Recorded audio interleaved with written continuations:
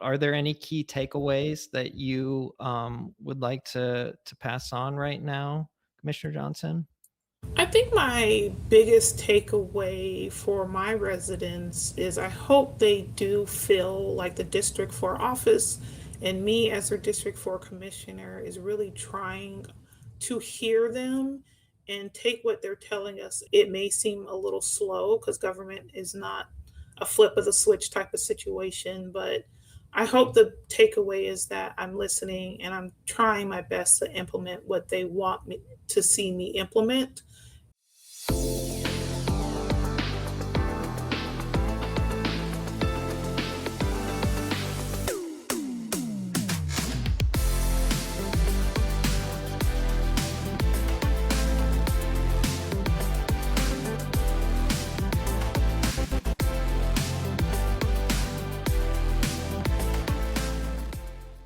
Hi, everyone. My name is Matt Shed, a DeKalb resident and the host of Chakira's Corner. And so today we're having a special episode where we're kind of doing a mid-year review of how things are going so far. And we're actually going to focus on Commissioner Johnson's 5 focus areas for District 4 of DeKalb.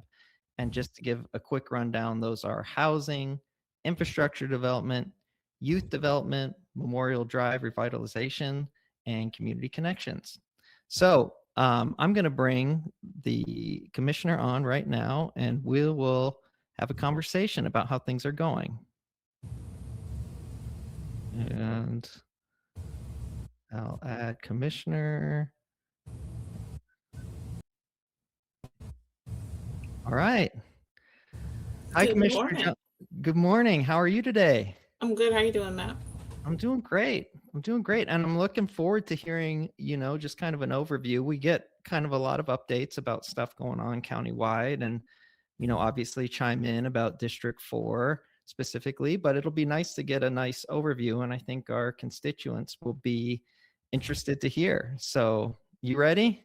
I'm ready. I'm excited. We've been working hard, so we need to be out here talking about all the hard work we're putting in. Absolutely.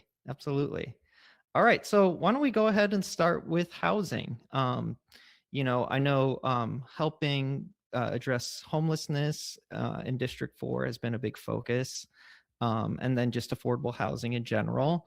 Do you want to kind of give us an update on how progress is in that area? Yeah, so we've actually collectively done a lot of good work in the housing initiative with Madam CEO bringing in Dr. Ferguson, who we've interviewed on the podcast as our first chief housing officer. He has introduced his overall housing initiative. And in last week, in the mid-year budget approval and the millage rate increase, we made sure we had the funding in place for, I believe, $12 million to go towards that housing initiative. DeKalb County is making the largest investment ever into housing in the county's history. Now, leaders say that timing here couldn't be better following a 2023 study that found 1 in 3 people in DeKalb are struggling to afford a roof over their head. Land News First senior reporter Patrick Quinn joins us now live in Decatur. And Patrick, DeKalb just approved the use of $12 million here to start its first ever housing trust fund. And think of this housing trust fund as a big old pot of money that DeKalb County can dip into to help residents here not just get a home, but keep a home. And with that, we're going to see programs that not only increase affordable or workforce housing, market rate housing in the county overall, but it'll also add programs for first-time home buyers and get with down payment assistance. It'll have programs for people who have been in their homes for more than 10 years, but may need some help making repairs so that they can stay in their homes. So a really comprehensive plan, but also part of that is helping the unhoused. We've done a lot of good work in that atmosphere as well.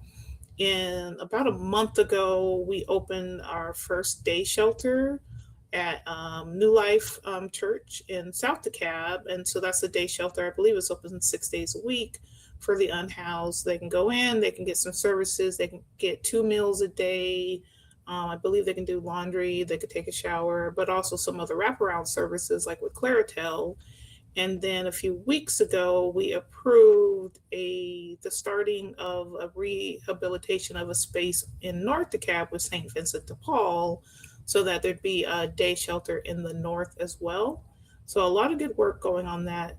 And on top of all that, we had also started working and partnering with Frontline to have an overall shelter. So we haven't completed that work, but we're getting the work done. We're getting there.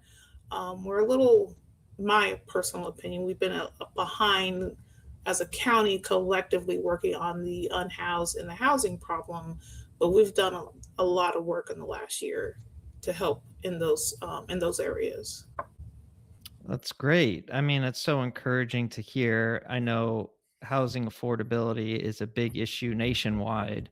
So I'm Yes. glad to hear we're making efforts specifically in District 4.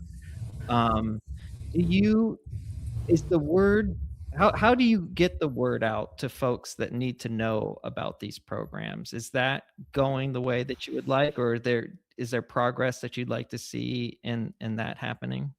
So there's definitely progress. And some of them haven't, some of these programs I mentioned have not officially been rolled out yet. We're still on the early stages where they're being developed and they're being funded.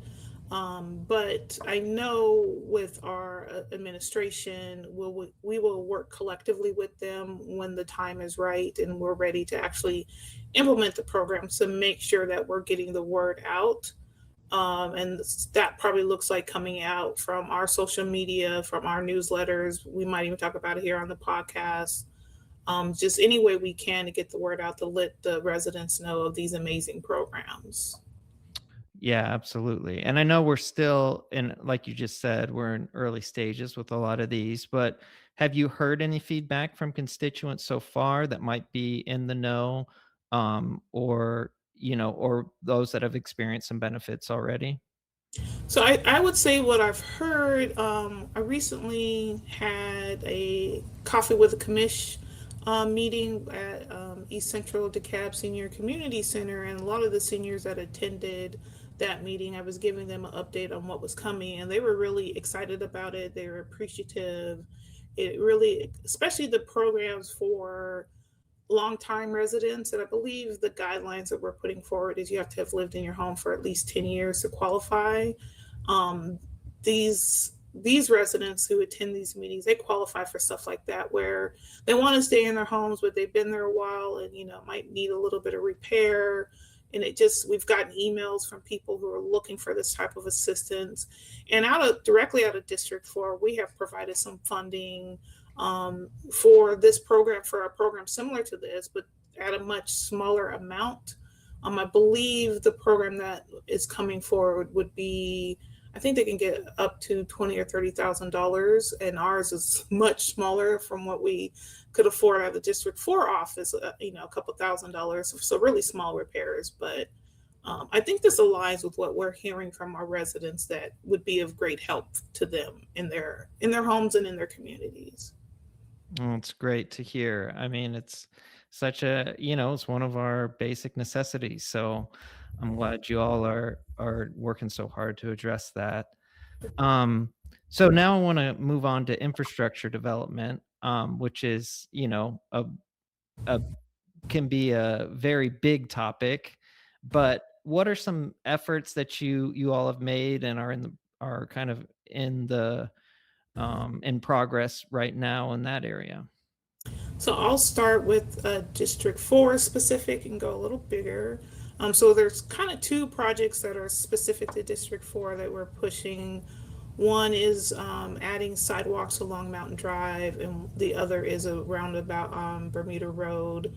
Both of those are in the works. The Mountain Drive sidewalk project survey team was out in the last week collecting survey data. So that's still very early stages, but that is progress. It's more progress than we've seen on that project. And then the Bermuda Drive project, adding a roundabout, that project is going through procurement. So we're getting closer to both of those.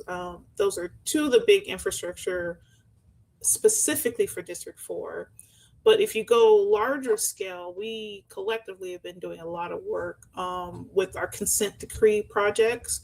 as sitting on the Public Works and Infrastructure Committee, we've had probably at least $500 million come through this year towards infrastructure and projects that will directly address the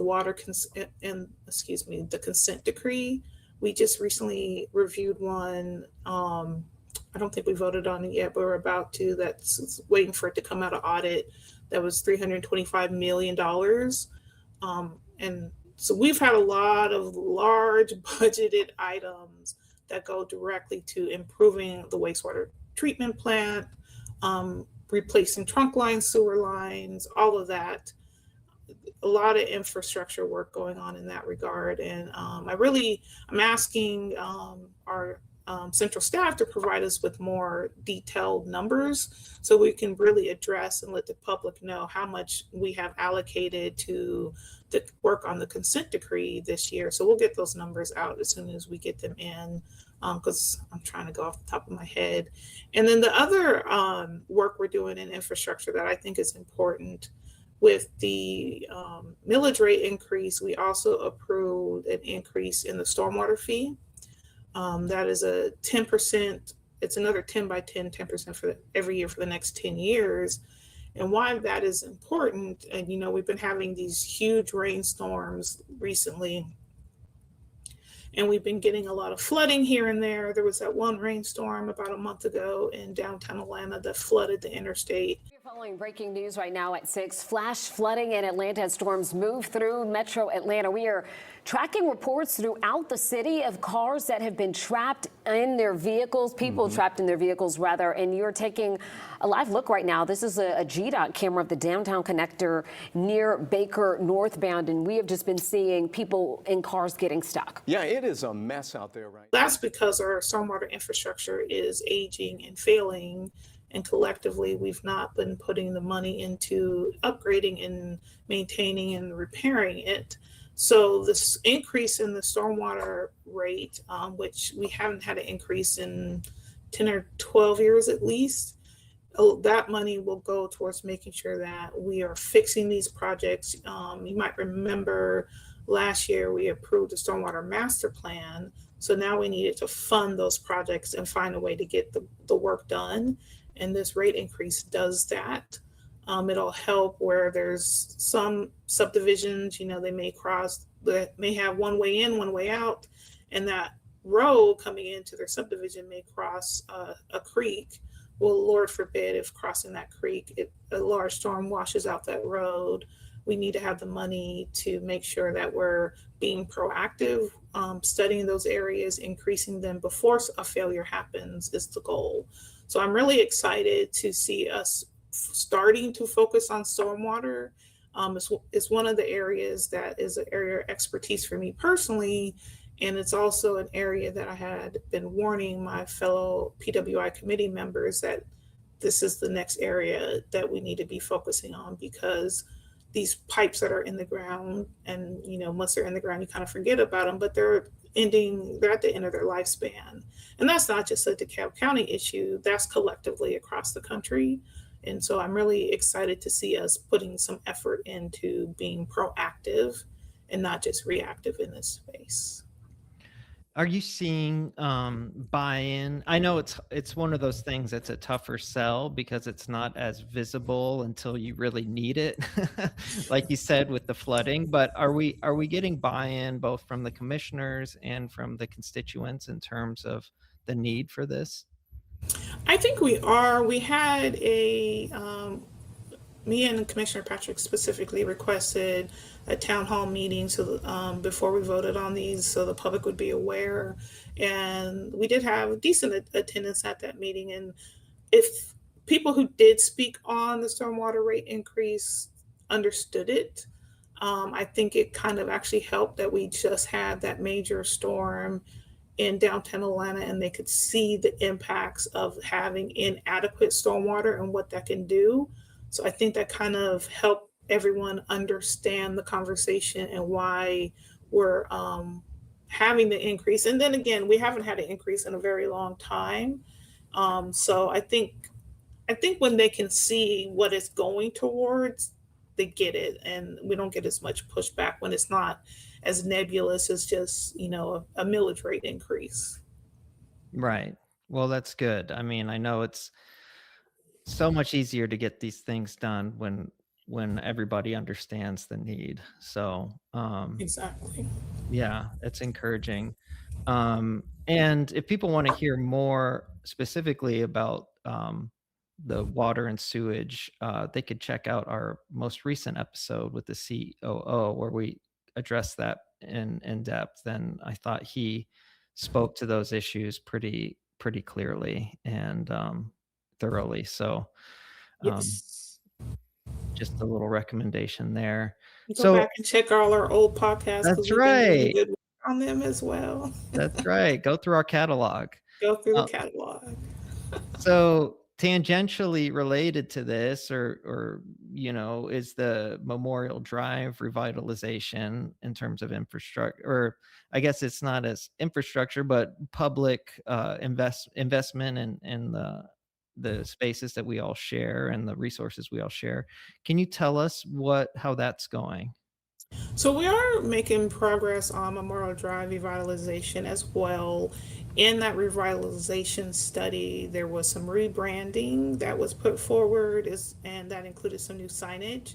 So we actually approved out of the Board of Commissioners the fabrication for some of that signage a couple weeks ago. DeKalb County leaders are hoping to rebrand this stretch of Memorial Drive. They plan to place signs with a new logo, hoping to attract new businesses to the area and curb crime. Branding is just one way for us to try to bring the community together and give them a common voice. It's just help give something to the community itself.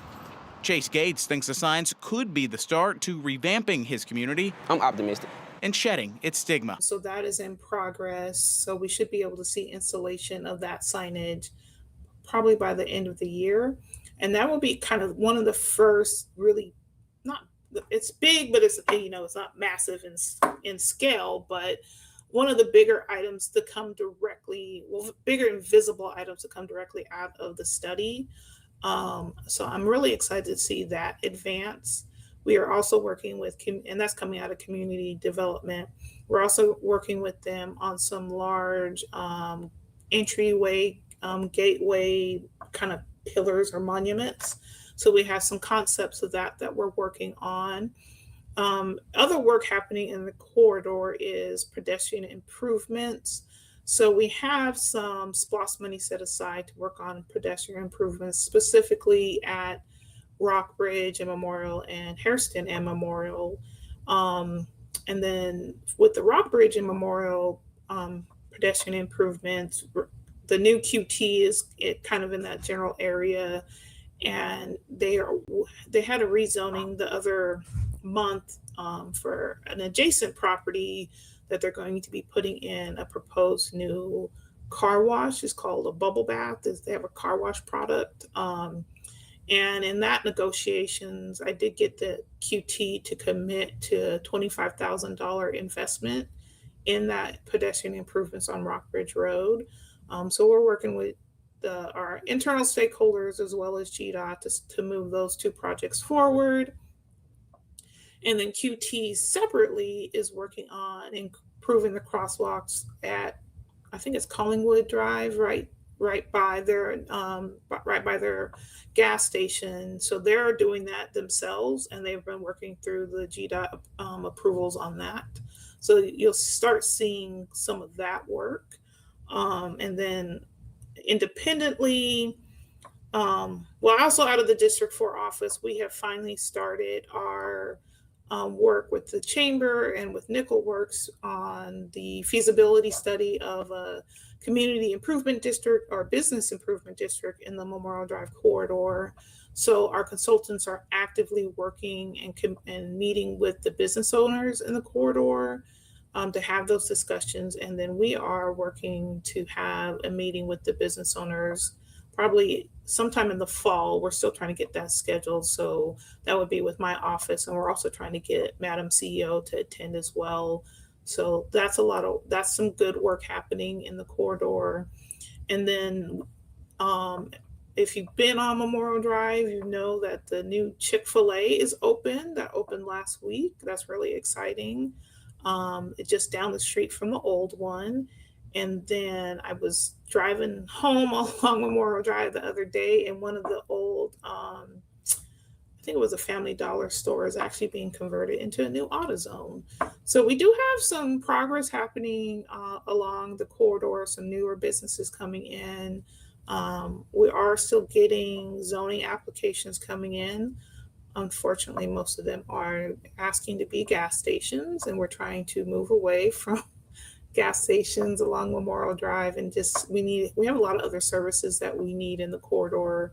So we're just trying to make sure that we're doing the work to attract those different businesses. So there's also some conversations happening with property owners and behind the scenes trying to entice them to redevelop their properties as well.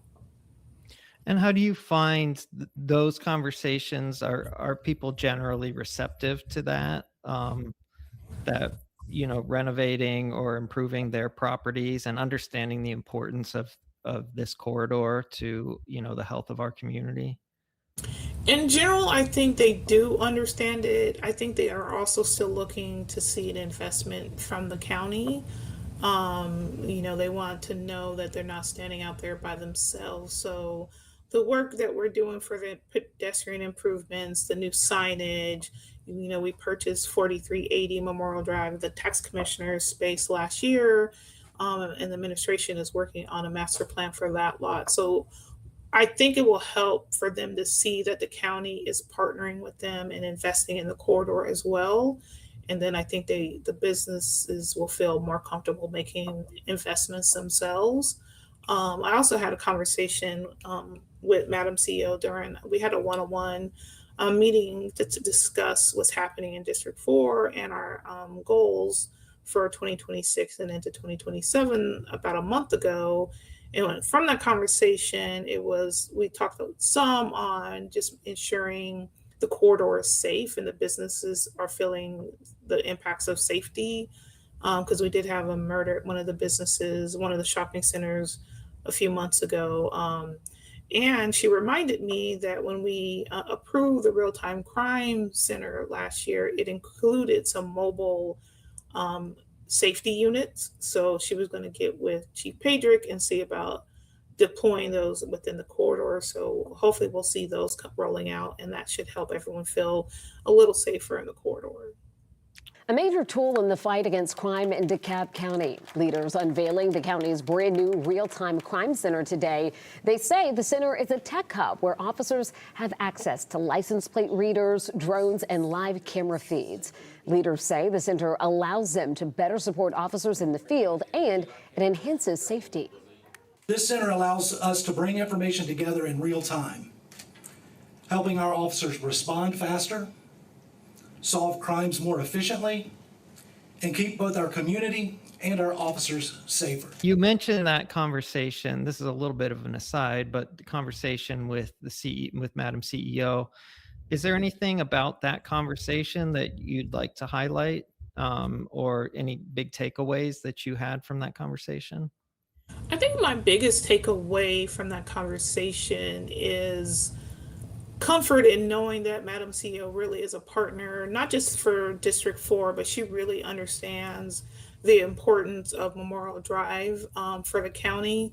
I think she's mentioned in previous presentations and speeches that Memorial Drive is I'm probably paraphrasing, but the heartbeat of the county, because it's literally in the middle of the county.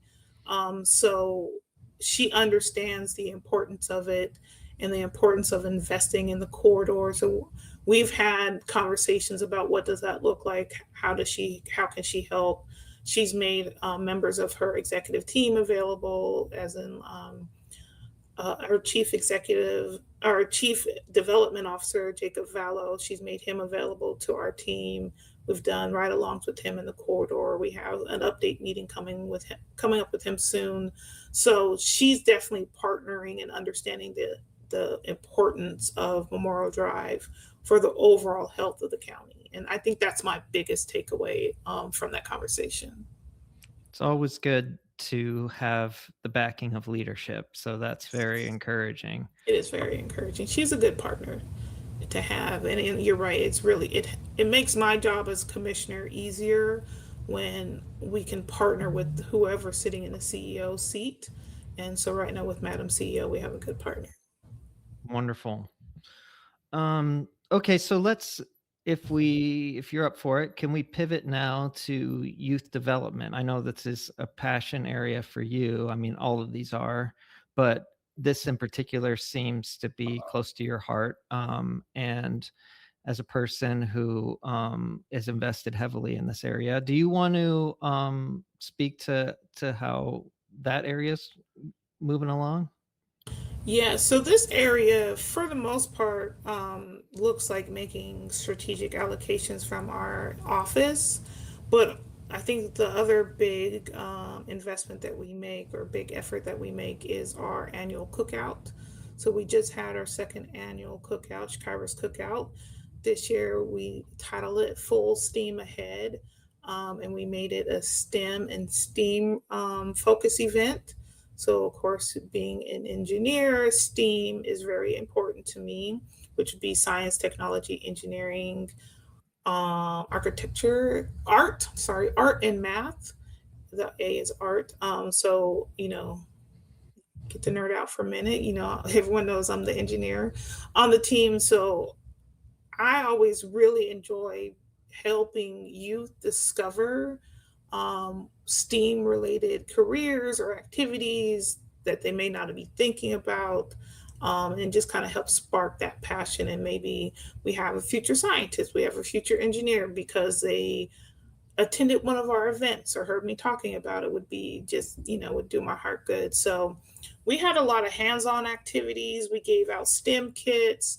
We had Kids Connect, a coding camp like place.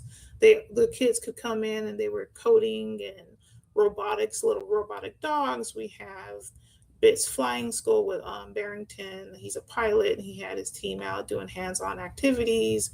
We had music, like portable music studio out there. We had a lot of fun. We had a lot of hands-on activities. I hope the kids took away a lot from it. We also partnered with our Parks and Recs department, as well as our Human Services division, but specifically the youth division, on this signature event. And it was a really hot but fun day. It was a good success. So I really enjoy the opportunity to connect with our youth and put the money into the youth because they are our future. And I want to make sure there's another generation of young engineers that come in after me. So really excited about that work. That's great. Anything we should look ahead to in this area as we head into, as we're kind of wrapping up the summer? Unbelievably, seemed to have flown by. But in terms of after school programs or, just the school year in general, are there things that constituents should know? So I would say we're helping fund our normal programs. So we give to Rise Up and Girls Clubhouse. We partner with 100 Black Men of DeKalb who have youth programming. So I think all of that is still ongoing and coming. And then we're having early conversations in the district for office of offering some type of smaller STEM event at Hamilton Rec Center, probably in the fall. So look out for more information on that. And, we're just really excited to be able to partner in this space and make our allocations, do a lot of good work in the community. That's great. Yeah. Those partnerships I know are really important and wonderful programs to support our youth. Yes. So last but not least, let's talk about community connections and progress, ongoing projects in that area. So community connections, this is a big part of community connections, this podcast. The intent with community connections is really to ensure that we are connecting with our community, whether that's meaning going to an HOA meeting or Coffee with Commish at a senior center. I've started doing a weekly wrap-up video every Friday, which you get me, a one-on-one video, just me and myself and a camera talking about what we worked on or what's kind of bubbling up in the last week at the Board of Commissioners. I post those every Friday morning. We have our bi-weekly newsletters. And we have our quarterly connection breakfast. We are very focused in District 4 on trying to make sure that our residents know how to reach us, know where we are, know what we stand on, and just have an open channel of communication. So not just me talking, but also me really listening and trying to take what I hear from the community and have it color the decisions that I'm making, the legislative ideas that we're bringing forward. So that is at the pulse of what community connection means to District 4. That's great. can you tell us a little bit about how the quarterly events have been going? They've been really good. We actually get a lot of participation in those quarterly breakfasts. Anywhere from 60, 80 people will come. It helps that we feed them a good breakfast for free on a Saturday morning at 9 a.m. Our next one is on July 26th, I believe it is, at Clarkston Library. So that one will be a little different. It'll be, we usually have a guest and then we'll have department heads, but with the summer, we're just going to kind of do a recap, kind of like we're doing on this podcast. We'll do a recap for that one as well. But they've been really, really well received. I believe my office is the only one who has like a standing community meeting. Some of my colleagues will have a town hall when something important's happening or something, a one-off is happening or some important topic is bubbling up, then they'll have a town hall to discuss that. But we have a regularly scheduled once a quarter. You will see the commissioner, you will see department heads. You can come voice your opinion. You can come ask questions. You can put it on your calendar and you can depend on it. So it's been well received. My predecessor started it. I was attending them back then as well and knew they were well received then. And we wanted to make sure we continued that avenue of communication with our residents. So I think they're doing good. Great. Beyond that, you've mentioned that you really want to make yourself available to listen and hear people's concerns. Have you been hearing quite a bit from constituents about their concerns or what's going well and things along those lines? We do. We get a lot of emails in. We also had put out a survey at the Community Connections Breakfast to kind of get an idea of where the residents think we should be allocating our money. We're still trying to make sure we get more responses to that survey. So I think it's been going well. I know, one item that's kind of coming to mind right now that is kind of helping shape a legislative focus area for me is something I heard a young student say at Day at the Capitol earlier this year. He voiced his opinion that more interest needed to be put into mental health for youth. And, that's one of those items like, well, if a young person, a high school student is saying that, then we need to be listening as constituents or as elected officials. So still working on the details of what that might look like, but I really want to push that as a legislative priority for us. We have our joint retreat coming up at the end of August.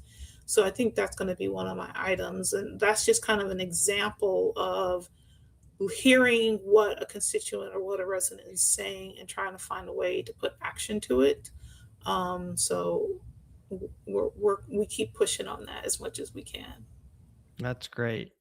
And I'm glad people are speaking up, and particularly that issue. I mean, it's pretty insightful for a young person to want to speak and advocate for that. So, especially in the setting in which it happened. So Capitol Day, when we were all at the Capitol, we're in the rotunda, it is packed. You have all the county commissioners, the CEOs, state legislators, is packed with residents. And I just thought it was really impactful and brave for him to get up there and say that. And again, as an elected official, I didn't want to ignore that because I took courage to talk about that, especially in front of an audience like that. Yeah, absolutely. Well, we've given our listeners and viewers a lot to mull over and to be encouraged about. Are there any key takeaways that you would like to pass on right now, Commissioner Johnson? I think my biggest takeaway for my residents is I hope they do feel like the District 4 office and me as their District 4 commissioner is really trying to hear them and take what they're telling us and find ways to implement it in the work that we're doing as a Board of Commissioners. Sometimes it may seem a little slow because government is not a flip of the switch type of situation, but I hope the takeaway is that I'm listening and I'm trying my best to implement what they want me to see me implement. I think that's my job as an elected official, as a public servant, is to really try to implement what I'm hearing from my residents into my actions that I'm taking at the Board of Commissioners. 100%. And along those lines, can you pass on to listeners how they can reach out to you in your office? Yes, I can. Hold on, let me pull it up. There we go. I usually have it up already. If you ever have any needs or questions, please email me at shakira@DeKalbCountyGA.gov.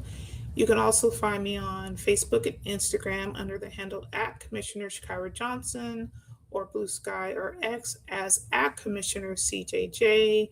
Please also consider subscribing to the YouTube channel right here. If you do find this podcast helpful and you want to know whenever a new podcast is released, just remember to hit the bell icon so you can receive these notifications in the future. And again, I just appreciate everyone tuning in, and we look forward to sharing more information with you in our next episode. Absolutely. Yes. Well, Commissioner Johnson, you and your office stay busy and we appreciate it. So thank you so much for giving us a rundown on how the year's been so far. And we're looking forward to the second half of it. And thank you, Matt, for being a part of the team. You're a big part of the team and helping make sure the residents know what's happening in District 4, and you're a big part of that community connections piece. So thank you for what you're doing for us as well. I appreciate that. That's very encouraging. All right. Well, I'm already looking forward to next time, Commissioner Johnson. Thanks so much. Thank you, Matt.